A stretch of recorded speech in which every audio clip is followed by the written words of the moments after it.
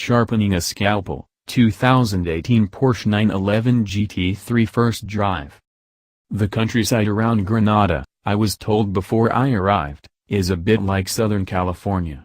The climate is similar, the scrub and the sun, citrus and olive trees, the Mediterranean feel of the place. The differences are subtle, but in some the effect is profound. The way the air smelled, the birdsong, the glass-smooth roads, the neatness of the little irregular orchard plots. I was enthralled, really. The location doesn't have any effect on whether the new 2018 911 GT3 achieves greatness, but this part of Spain provides a perfect metaphor. Think of California as the old GT3, an exceptional climate, with the campiña around Granada standing in for the new GT3.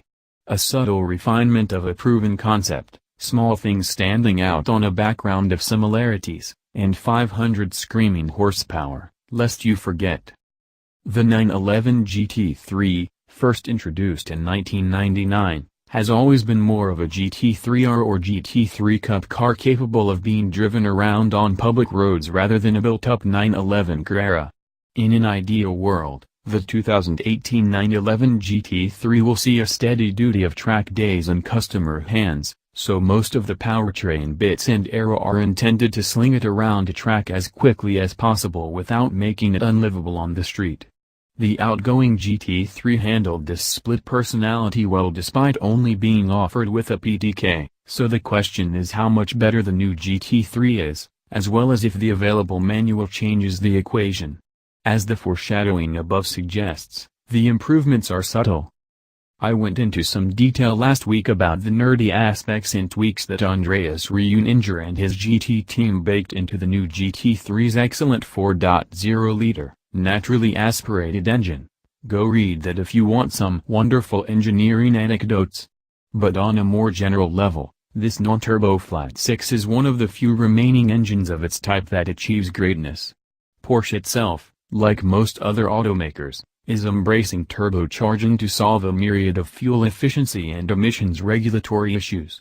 The reason that the GT3 hasn't gone this way is its close relationship with the GT3R and Cup. The street car essentially homologates the race versions. So long as the race cars need to be naturally aspirated due to the class rules, so too will the road car. This is great news for Porschephiles wanting very contemporary performance with classic air-cooled sensibilities. At idle, the 4.0-liter 6 sounds like nothing else on the road right now, a cacophony of whirring, mechanical noises and a loopy exhaust note. That ticks boxes for the diehards. What will tick the box for everyone else is the immediacy and ferocity with which this thing takes off when you goose the throttle. Clever engineering does an impressive job of hiding turbo lag under the rug, but there's nothing quite like an engine that isn't hiding anything at all. The 2018 GT3 has enough torque to pull adequately from anything above 2,000 revolutions per minute, but like its predecessor in the GT3 RS, above 6,000 revolutions per minute it turns into a missile.